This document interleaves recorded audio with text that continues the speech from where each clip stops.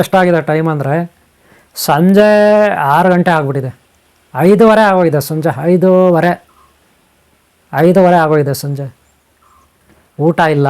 ಬೆಳಗ್ಗೆ ತಿಂಡಿ ಒಂಚೂರ ಆ ಮನುಷ್ಯ ಕೊಟ್ಟಿದ್ದ ಹಾಸನದಲ್ಲಿ ಎಳೆನೀರು ಮಾರ್ತಾರಲ್ಲ ಆ ಮನುಷ್ಯ ಚಿತ್ರಾನ್ನ ಏನೋ ಒಂಚೂರು ಕೊಟ್ಟಿದ್ದ, ಅದು ತಿಂದಿದ್ದೆ. ಓಂ ಶಾಂತಿ. ವೀಕ್ಷಕರೇ, ಭಕ್ತರೇ, ಮಿತ್ರರೇ, ಅಭಿಮಾನಿಗಳೇ, ನಿಮ್ಮೆಲ್ಲರಿಗೂ ಒಳ್ಳೆಯದಾಗಲಿ.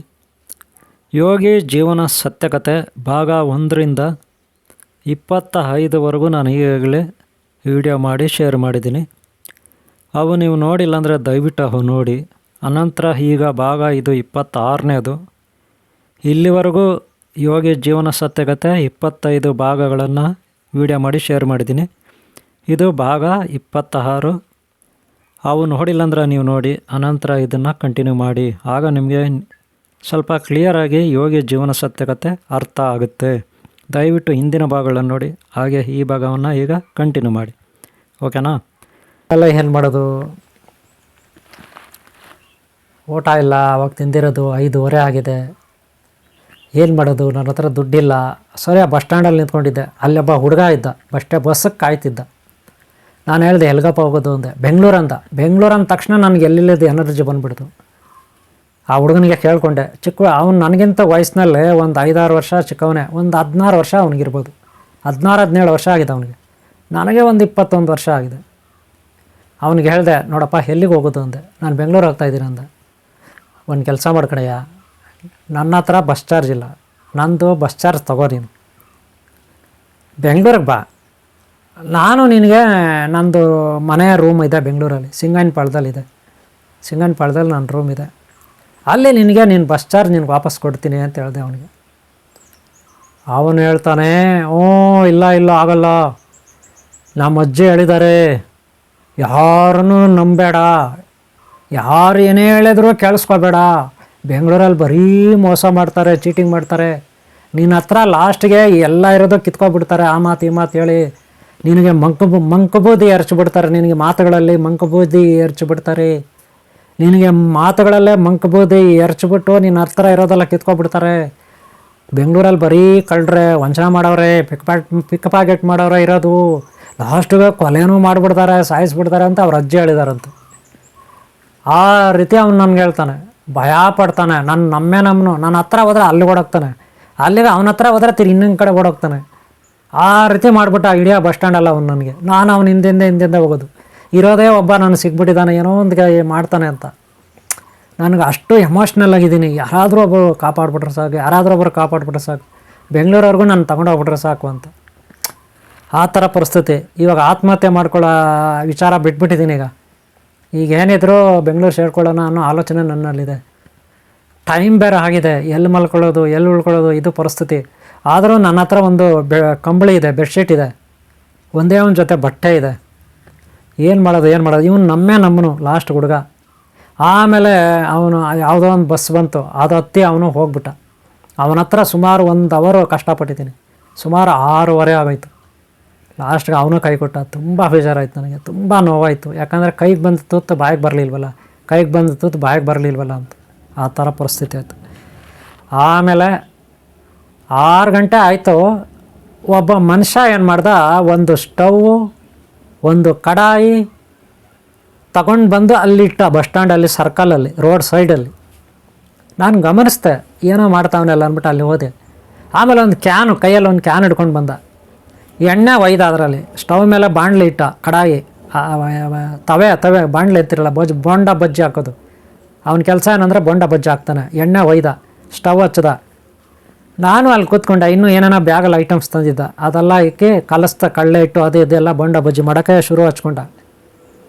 ನನಗೆ ಕೇಳ್ದ ಅವನು, ಯಾವೂರು ಏನು ಅಂತ. ನಾನು ಹೇಳ್ದೆ, ಹಿಂಗೆ ನಮ್ಮದೂರು, ಹಿಂಗೆ ಕತೆ, ಆತ್ಮಹತ್ಯೆ ಮಾಡ್ಕೋಬೇಕಂತಿದ್ದೆ, ಮಾಡ್ಕೊಡ್ಲಿಲ್ಲ, ನನಗೆ ಬಸ್ ಚಾರ್ಜ್ಗಿಲ್ಲ, ಕೊಡ್ತೀರಾ ಅಂದೆ. ಕೊಟ್ಟರೆ ನಾನು ಬೆಂಗಳೂರು ಸೇರ್ಕೊತೀನಿ, ಆಮೇಲೆ ನಿಮ್ಮ ಮನೆ ಆರ್ಡ್ರ್ ಮಾಡ್ತೀನಿ ನಾನು ಅಂದೆ. ಆವಾಗ ಆ ಮನುಷ್ಯ ಹೇಳ್ದ, ಇಲ್ಲಪ್ಪ, ಇವಾಗ ತಾನೇ ನೋಡೋ, ನೀನೇ ನೋಡ್ತಾ ಇದೆಯಲ್ಲ, ಎಲ್ಲ ತಂದಿಟ್ಟಿದ್ದೀನಿ, ನೋಡೋಣ, ವ್ಯಾಪಾರ ಆದರೆ ನೋಡೋಣ ಅಂದ. ಕಾಯ್ಕೊಂಡೆ ಕೂತ್ಕೊಬಿಟ್ಟೆ ಅಲ್ಲಿ. ಕೂತ್ಕೊಂಡೆ ರಾತ್ರಿ 9:30 10 ಗಂಟೆ ಆಯಿತು. 10 ಗಂಟೆವರೆಗೂ ಇದ್ದ ಮನುಷ್ಯ ಅಲ್ಲಿ. ಆಮೇಲೆ ಕರ್ಕೊಂಡು ಹೋದ. ನಾನು ಅಲ್ಲಿ ಸ್ವಲ್ಪ ಓಡಾಡ್ಕೊಂಡಿದ್ದೆ. ಶ್ರೀಕಂಠಯ್ಯನವ್ರ ಮನೆ ಕೂಡ ಅಲ್ಲೇ ಇರೋದು, ಬಿ ಎಮ್ ಶ್ರೀಕಂಠಯ್ಯನವ್ರ ಮನೆ ಅಂತ ಅನಿಸುತ್ತೆ. ಅದೆಲ್ಲ ನೋಡಿದೆ ನಾನು. ಆ ಮನುಷ್ಯನೇ ಹೇಳಿದ್ದು ನೋಡು, ಅದು ಆ ಮನೆ ಅವ್ರದ್ದು ಅಂತ. ಹಿರೇಶಿವನಲ್ಲಿ ಕವಿಗಳವರು, ಬಿ ಎಮ್ ಶ್ರೀಕಂಠಯ್ಯ ಅನಿಸುತ್ತೆ. ಆಮೇಲೆ ಆ ಮನುಷ್ಯ ಕರ್ಕೊಂಡೋದ ಅವ್ರ ಮನೆಗೆ ಅಂತ ನೋಡಿದ್ರೆ ಅದೊಂದು ದೊಡ್ಡ ಗುಡಿಸ್ಲು, ಪಕ್ಕದಲ್ಲಿ ರೋಡ್ ಸೈಡೆಲ್ಲ ಗುಡಿಸ್ಲು, ತೆಂಗಿನ ಗರಿಗಳು, ಇನ್ನೊಂದು ಮತ್ತೊಂದು. ಒಳಗಡೆ ಇಲಿಗಳು ಪಲಿಗಳೆಲ್ಲ ಓಡಾಡ್ತಾ ಇದ್ದಾವೆ, ದೊಡ್ಡ ದೊಡ್ಡ ಇಲಿಗಳು ಎಲ್ಲ. ಓಪನ್ ಥರ ಇದೆ ಅದು, ಏನು ಅದಕ್ಕೇನು ಗೇಟ್ ಏನಿಲ್ಲ, ಬಾಗಿಲಿಗೆಗಳೇನಿಲ್ಲ. ಅದ್ರ ಒಳಗಡೆ ಈ ಮನುಷ್ಯ ಮಲ್ಕೊಳ್ಳೋದು. ಒಂದು ಚಿಕ್ಕದಾಗ ಒಂದು ಅಂಗಡಿ, ಚಿಲ್ಲರೆ ಅಂಗಡಿ ಕೂಡ ಥರ ಇಟ್ಕೊಬಿಟ್ಟಿದ್ದಾನೆ. ಒಬ್ಬನೇ ಮನುಷ್ಯ ಇದ್ದಾನೆ. ನನಗೆ ಹೇಳ್ದ, ಇಲ್ಲೇ ಮಲ್ಕೊಬಿಡು ಅಂದ. ನಾನು ಹೇಳ್ದೆ, ಇಲ್ಲ ಊರಿಗೆ ಹೋಗ್ತೀನಿ ಅಂದೆ. ಬಸ್ ಚಾರ್ಜ್ ಕೊಡು ಅಂದೆ. ಆ ಮನುಷ್ಯ ಹೇಳ್ದೆ, 15 ರೂಪಾಯಿ ವ್ಯಾಪಾರ ಆಗಿದೆ ನೋಡ್ದಲ್ಲ ನೀನೇ, ಏನು ವ್ಯಾಪಾರ ಇಲ್ಲ ಇವತ್ತು ಅಂಥೇಳಿ ಬರೀ ನನಗೆ 5 ರೂಪಾಯಿ ಏನೋ ಕೊಟ್ಟ. ಆದರೆ ನನ್ನ ಹತ್ರ ಇದ್ದಿದ್ದು ಕಂಬಳಿ, ಒಂದು ಒದ್ಕೊಳ್ಳೋ ಕಂಬಳಿ ಅವನಿಗೆ ಕೊಟ್ಟೆ. ಒಂದು ರೇಷ್ಮೆದು ಶರ್ಟ್ ಇತ್ತು, ನಮ್ಮ ಅಣ್ಣ ತಗೊಟ್ಟಿದ್ದ ಒಂದು ಶರ್ಟು, ಒಳ್ಳೆ ಶರ್ಟ್ ಅದು, ಅದನ್ನು ಅವನಿಗೆ ಕೊಟ್ಟೆ. ನನ್ನ ಹತ್ರ ಗುರುದೇವ ದತ್ತ ಫೋಟೋ ಇತ್ತು, ಅದನ್ನು ಅವನಿಗೆ ಕೊಟ್ಟೆ. ಕೊಟ್ಬಿಟ್ಟು 15 ರೂಪಾಯಿ ಕೊಟ್ಟು, ಅಲ್ಲ ಅವನು ಬರೀ 5 ರೂಪಾಯಿ ಕೊಟ್ಟ. ಅದು ಎತ್ಕೊಂಡೆ, ಈಸ್ಕೊಂಡೆ. ಆಮೇಲೆ ಬಂದು ಅದೇ ರಸ್ತೆಯಲ್ಲಿ ಕಾಯ್ಕೊಂಡೆ. ರಾತ್ರಿ 11:30 ಆಯಿತು. ಎಷ್ಟು? 11:30 ಆಯಿತು, ಹತ್ರ 11:30, 10:00 ಮೇಲೆ ಆಯಿತು, 11 ಗಂಟೆ. ಆಮೇಲೆ ಒಂದು ಲಾರಿ ಹತ್ತದೆ, ಲಾರಿ ಬಂತು, ಅವನಿಗೆ ಹತ್ತದೆ, ಲಾರಿ ಹತ್ತದೆ. ಆಮೇಲೆ ಲಾರಿ ಹತ್ತಿದ್ಮೇಲೆ ಏನು ಮಾಡೋದು? ಲಾರಿ ಹತ್ತಿದ್ಮೇಲೆ ಅವನು ಕರ್ಕೊಂಡು ನಾನು ಕೇಳ್ದೆ ಎಲ್ಲಿ ಇಳಿಬೇಕಂತ. ನಾನು ಕೇಳಿದೆ, ಬೆಂಗಳೂರು ಹೋಗ್ತಾ ಇದ್ದೀರಾ ಅಂದೆ. ಹ್ಞೂ ಅಂದ. ಸರಿ ಬೆಂಗಳೂರಲ್ಲಿ ಇಳಿಸ್ಬಿಡಿ ಅಂದ. ಆಮೇಲೆ ಅದು ಹತ್ತದೆ. ಆದರೆ ಅವ್ನು ಬೆಂಗಳೂರಲ್ಲಿ ಇಳಿಸಿದ್ರು ನನ್ನ ಮನೆ ಸೇರ್ಕೊಳ್ಳೋಕ್ಕೆ ಇನ್ನೂ ತುಂಬ ದೂರ ಆಗುತ್ತೆ. ಆಮೇಲೆ ಅವನು ಒಂದು ಮಾತಾಡಿದೆ, ಬೆಂಗಳೂರಲ್ಲಿ ಎಲ್ಲಿಗೆ ಹೋಗ್ತೀರಾ ನೀವು ಅಂದೆ. ಕೆ ಆರ್ ಪುರಮ್ ಹೋಗ್ತೀರಾ ಅಂತ. ನನಗೆ ಖುಷಿ ಆಗೋಯ್ತು. ಕೆ ಆರ್ ಪುರಮಲ್ಲಿ, ಯಾಕಂದರೆ ಸಿಂಗನಪಾಳ್ಯ ಕೇವಲ 1 ಕಿಲೋಮೀಟ್ರ್ ಹತ್ರ ಇದೆ. ಖುಷಿ ಆಗೋಯ್ತು. ಈಗ 1 ಕಿಲೋಮೀಟ್ರ್ ಹತ್ರ ಇದೆಲ್ಲ ಸಿಂಗನಪಾಳ್ಯ, ಕೆ ಆರ್ ಪುರಮಲ್ಲಿ ಇಟ್ಕೊಬಿಟ್ರೆ ಸಿಂಗನಪಾಳ್ಯಕ್ಕೆ ಹೋಗ್ಬೋದು ಅಂತ ಇನ್ನೂ ಖುಷಿ ಆಯ್ತು ನನಗೆ. 5 ರೂಪಾಯಿ ಇದೆ ನನ್ನ ಹತ್ರ, ಕೊಡ್ತೀನಿ ಅಂದೆ. ಆಯಿತು ಅಂದರು. ಹತ್ಬಿಟ್ಟೆ. ಆಮೇಲೆ ಅವರು ಬಂದರು. ಮಧ್ಯದಲ್ಲಿ ಒಬ್ಬ ಯಾರೋ ಹತ್ಕೊಂಡ, ಒಂದು 10 ಕಿಲೋಮೀಟ್ರ್ 15 ಕಿಲೋಮೀಟ್ರ್ ಬಂದಮೇಲೆ ಅವನು ಹತ್ಕೊಬಿಟ್ಟು ಲಾರಿಗೆ ಡ್ರೈವರ್ ಹತ್ರ ಹೇಳ್ದ, ನಾನು ಮುಂದೆ ಕೂತಿದ್ದೀನಿ, ಕ್ಲೀನರ್ ಇದ್ದಾನೆ. ಆಮೇಲೆ ಇನ್ನೊಬ್ಬ ಬಂದ, ಯಾರೋ ಹತ್ತದ, ಅವನು ರೋಡಲ್ಲಿ ಕೈ ನಿಲ್ಲಿಸ್ಬಿಟ್ಟು ಅವನು ಹತ್ಬಿಟ್ಟು ಹೇಳ್ದ ಡ್ರೈವರ್ಗೆ, ಈ ರೋಡಲ್ಲಿ ಹೋಗಬಾರ್ದು ನಾವು ಬೆಂಗಳೂರಿಗೆ, ಈ ರೋಡಲ್ಲಿ ಹೋದರೆ ಅಲ್ಲಿ ಇವರು ಇಟ್ಕೊಳ್ತಾರೆ, ಪೊಲೀಸ್ನವ್ರು ಇಟ್ಕೊಳ್ತಾರೆ, ಟ್ರಾಫಿಕ್ ಪೊಲೀಸವರು. ಆಮೇಲೆ ರೋಡ್ಗಳಲ್ಲಿ ಅಲ್ಲಲ್ಲಿ ಕಾಯ್ತಿದ್ದಾರೆ, ಹಿಂಗೆ ಹೋಗೋದು ಬೇಡ, ನಾನು ನಿಮ್ಮನ್ನು ಬೇರೆ ಶಾರ್ಟ್ ಕಟ್ಟಲ್ಲಿ ಕರ್ಕೊಂಡು ಹೋಗ್ತೀನಿ, ನೀವು ಎಲ್ಲಿ ಪೊಲೀಸ್ನವ್ರಿಗೆ ಸಿಗ್ದಂಗೆ ಕರ್ಕೊಂಡು ಹೋಗ್ತೀನಿ, ಸೇಫಾಗಿ ನಿಮಗೆ ನಾನು ಬೈಪಾಸ್ ಮಾಡಿಸ್ತೀನಿ, ಕೋಲಾರ ಬೈಪಾಸ್ ಮಾಡಿಸ್ತೀನಿ ಅಂತ ಹೇಳ್ದ. ಆ ರೂಟ್ ತೋರಿಸ್ತೀನಿ ಅಂದ. ಡ್ರೈವರ್ ಆಯಿತು ಅಂತ ಹೇಳ್ದ.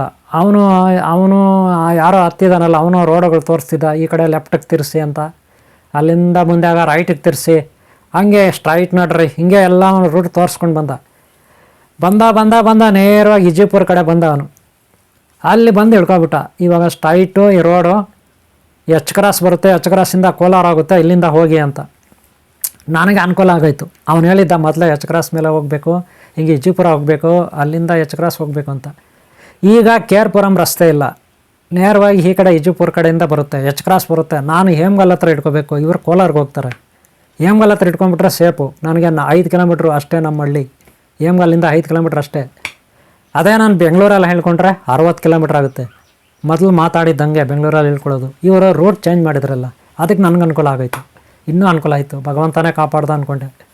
ಆಮೇಲೆ ಎಚ್ ಕ್ರಾಸ್ವರೆಗೂ ಬಂದೆ. ಡ್ರೈವರ್ ಕೇಳ್ದೆ, ಏನಪ್ಪ ನೀವು ಹಿಂಗೆ ದಿಗ್ಲೇದ, ಇನ್ನೂ ಇಲ್ಲಿದ್ಯಾ ನೀನು, ಇನ್ನೂ ಇಳಿಲಿಲ್ವಾ?